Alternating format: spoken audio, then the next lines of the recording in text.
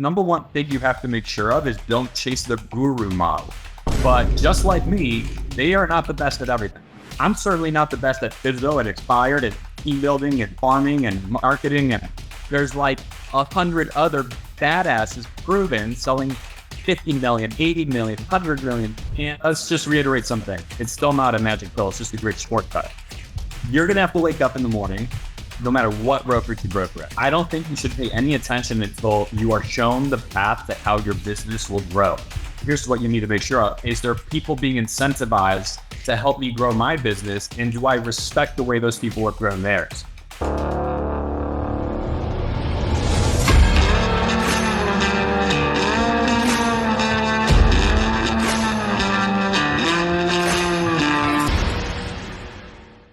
So, welcome to the podcast, Mr. Daniel Beer. Hi, man. Good to be here. So, there's a lot that we know about you, but for the people who do not know you, can you tell us who Dan Beer is?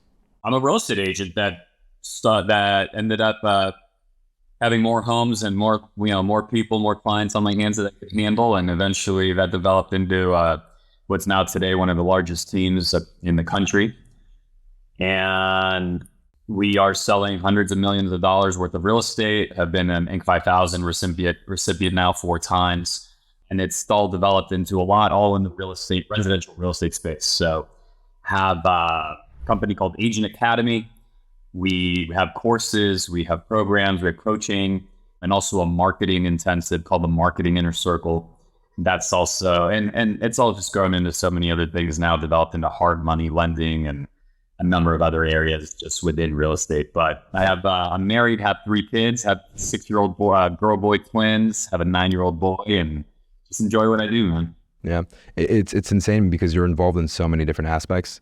Like you're also one of the co-founders for the Fast Forward movement, which is what we're a part of. And really there's 2 kinds of, I would say, agents in EXP who benefit from like a downline or a rev share. You have the attractors and you have the people who are recruiting actively and the people who get people attracted to them because of the amount of production, revenue, and things that they're doing across the board.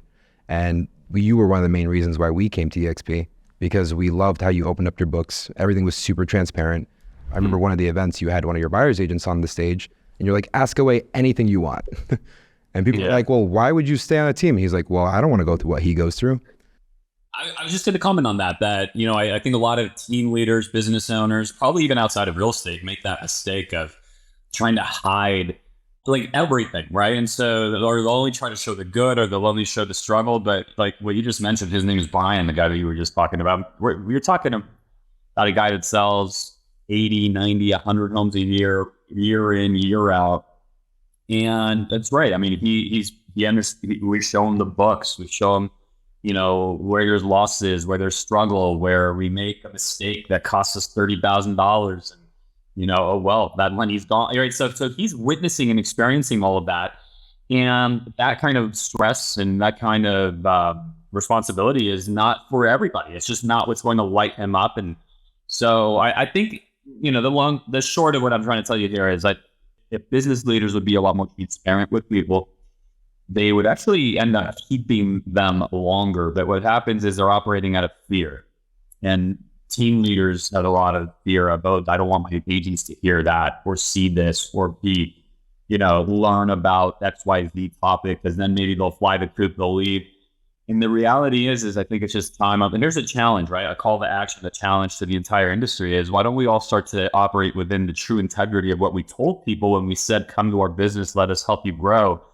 How about that means let us help you grow the way, completely, openly, with 100% of everything I've ever learned, rather than only if it's in this box and you do only these very specific things, then I'll help you grow, which is unfortunately what it often really is in this industry. All right. And one of the things that we appreciated and respected about you the most, more than anything else really, is your leadership ability. And in preparation for this, one of the things that kind of resonated was some of the writings of John Maxwell when he's talking about the irrefutable laws of leadership. And the first one he talks about is the law of the lid. In essence, the law of the lid says is that wherever your leadership ability is, your success within running an organization will be always below that lid.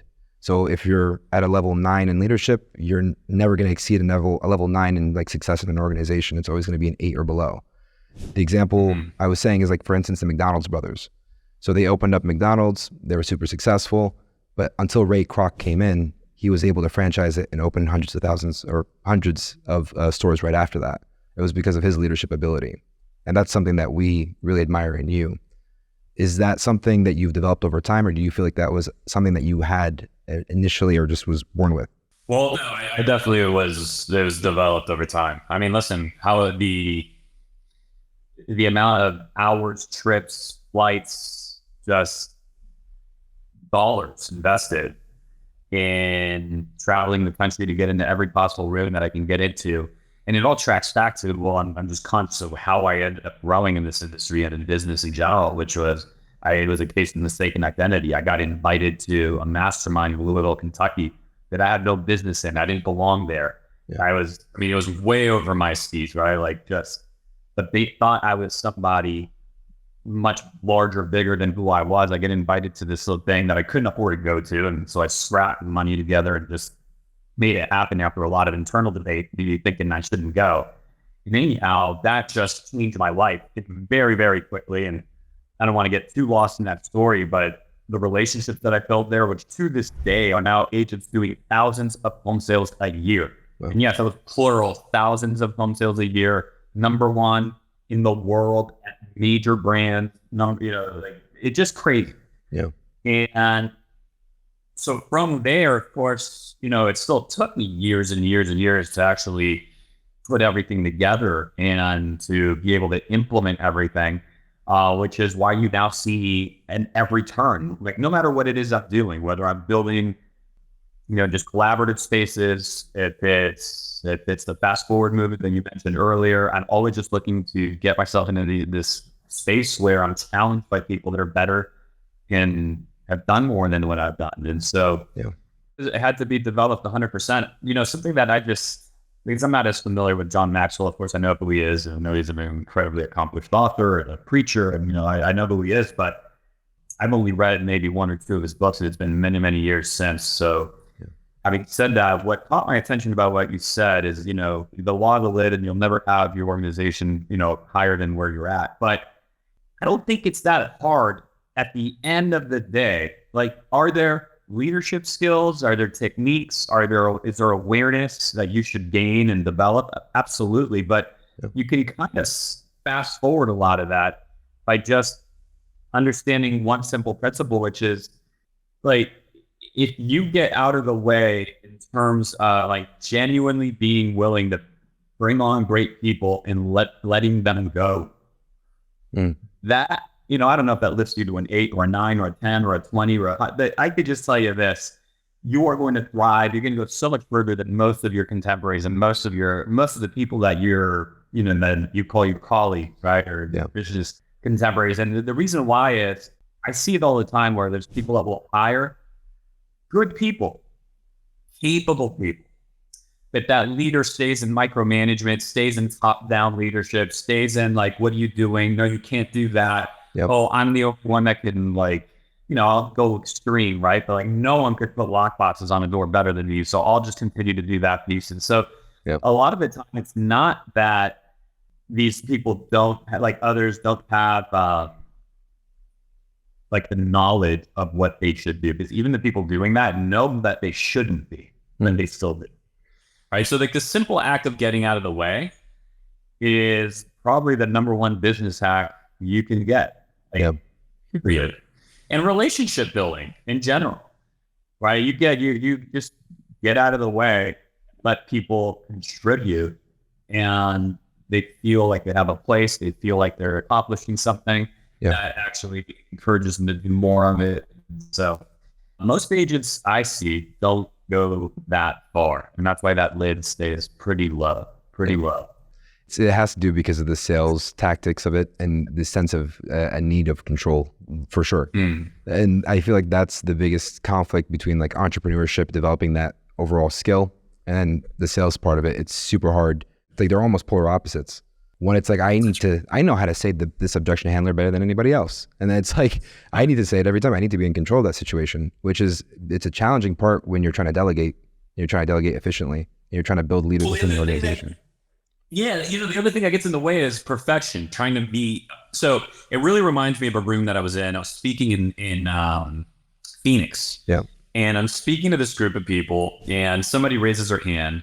I call on her, and she asked me a question. She said something along the lines of like, "Hey, like, I get such good service. I pride myself on just I'm the I'm all in. I serve my clients. Like, how could I ever let go of that? I have such a great relationship." And she's challenging me because I'm talking about scale and doing right. And so I probably gave her a response that she wasn't expecting, which is I agreed with her. I said, you know what? Your relationships probably are better than mine. They go, well, hold on, what? Like, yeah, your relationships are probably like way, way, way up here. Yep. They're like they're just way up here. Now mine are right that like they're really good too. Yeah. Right. Mine are really good, really strong, not quite as good as yours. Yours are way up here. Mine are just up here. Yeah. And that small little gap being, you want to score yourself a 10 out of 10, and maybe mine are a 9.2. But that little gap is the difference between you served 40 people and we're serving, 400, 600, 700, depending on the year. Yeah. And if you're really priding yourself on doing good for the world, helping people, and all the things that you're claiming are important to you, Yep. if you look at the net, like, benefit that you've created for people in your marketplace, right? Mm-hmm. Serving them as a 10 with 10 relationships, but multiplying it only by 40. Yeah. And if I have to tell if I'm only at a 9.2, but I get to multiply by 500, who's creating more actual benefit and value and utility for the marketplace? Yeah, you are. And so I just choose to be okay with that. Yeah. And if you're not okay with that, that's absolutely fine. Let's just make sure you're going to be happy being where you're at pretty much for the rest of your trajectory, because unless you find a way to clone yourself, that's where you'll be. So, yep. And that's kind of what it comes down to, is like being okay with being you can be really, really, really good if you're willing to not be perfect. Yeah. Interestingly enough, so Colton's our sponsor, and he would tell us, oh, Dan is like more like the systems guy. Like he's into like the method behind everything and how it works. Like he's really good at putting those things together. Would you say that's true? I'm definitely a person that absolutely balances those things and invests in those things. Mm. But the only way those things actually get executed at a high level in my world is to let go, just the way we were talking about a moment ago. I feel like there's no point hiring really good people if you're not going to let them do what they do. So in a perfect world, and you don't always get to be in a perfect world, because we also all have stages, right? So there were the days when like those systems, I value them, but they don't come naturally to me. It's really hard for me.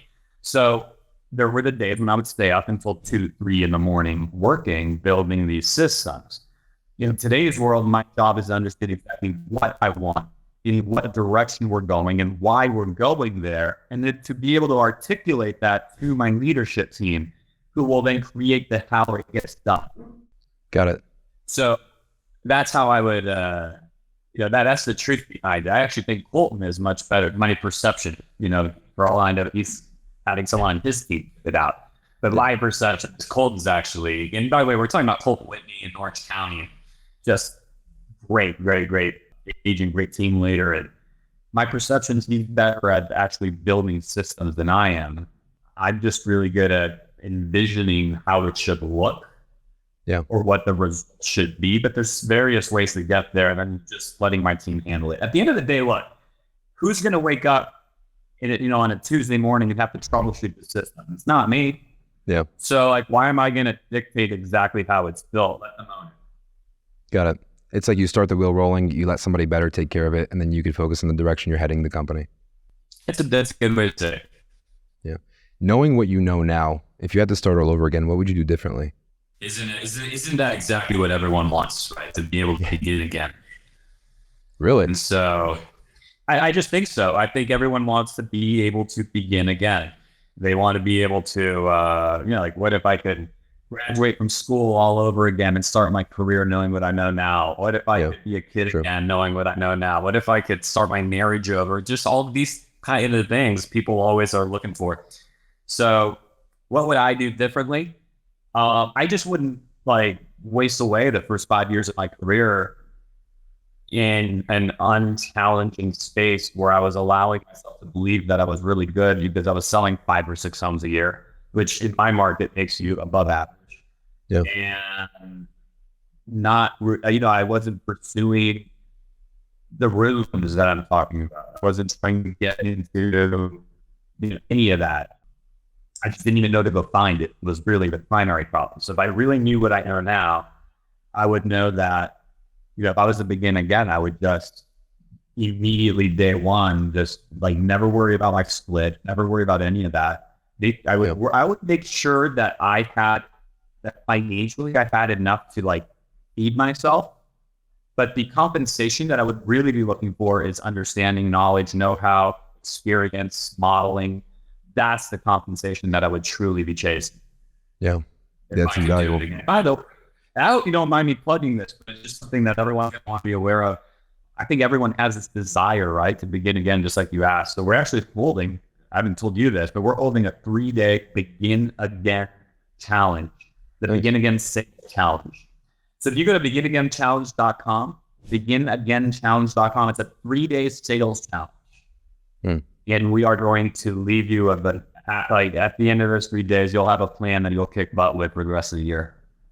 What inspired this to the Begin Again challenge?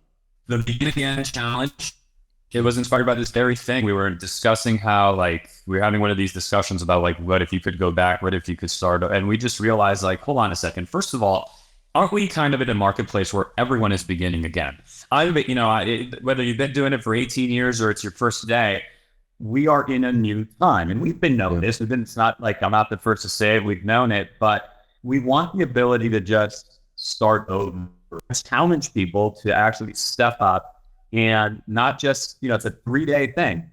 Online, it's free, but not just to watch a webinar or do something and or join a little thing and then be off on the road, but rather to come in after 3 days. We are not the stars of the show, but you coming in and participating, you're the hero of those 3 days where you come out of it with a plan that you can take action on, and that you can just, from a sales perspective, know what to say, how to say it, who to say it to. And my favorite part of it is, don't we all hate scripts? It's interesting because every coach out there that I can think of is pushing scripts. Some of these scripts being 3 pages, 4 pages, 5 pages long, crazy, where you're memorizing.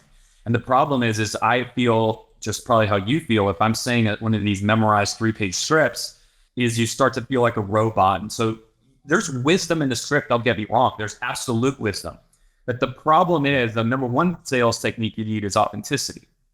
And when you're just in your head thinking, I feel like a robot, then you're not going to be able to pull that script off as well. So we'll be the first coaching type organization, right, to say, listen, rip up the scripts, throw them out, and we're going to replace them with very simple 5-step talk tracks that will coach you through and teach you how to use.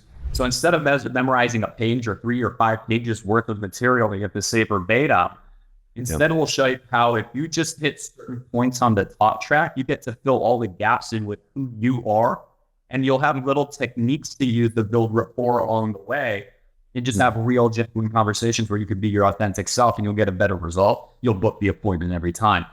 And so anyway, that's the beginagainchallenge.com. If you want to sign up for that, it's 3 days long. It's going to be awesome. And actually, Brian Danny is going to be one of the leaders of that thing. That's that agent I talked about selling 80 to 100 homes a year.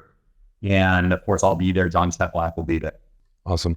One thing that, as you're going through talking about the Beginning Again challenge with the scripts and stuff like that, we grew up in an organization where it was like a Mike Ferry organization where we were learning a lot of those scripts, right? And that was something that was so ingrained, but you understand that 7% of what you're actually doing in terms of communication is the words you use. And a lot of people get just hung up on that 7%. They'll forget about incorporating the tonality, their body language, and that's the full essence of communication. So for agents today, learning those scripts, they literally will sound robotic because they don't know the elements of communication associated with it. So that's great for any new agent out there or any agent that doesn't feel like they can convert. Begin Again Challenge will add it into the description below as well. And I guess as we're wrapping this up, one question, it's a little bit longer, but I want to know your thoughts on it. a lot of what you're talking about is proximity to certain people, not reinventing the wheel, not going through, the struggles from ground zero when you're around the right circles in the right rooms. There's a lot of proximity or power in proximity more than anything else.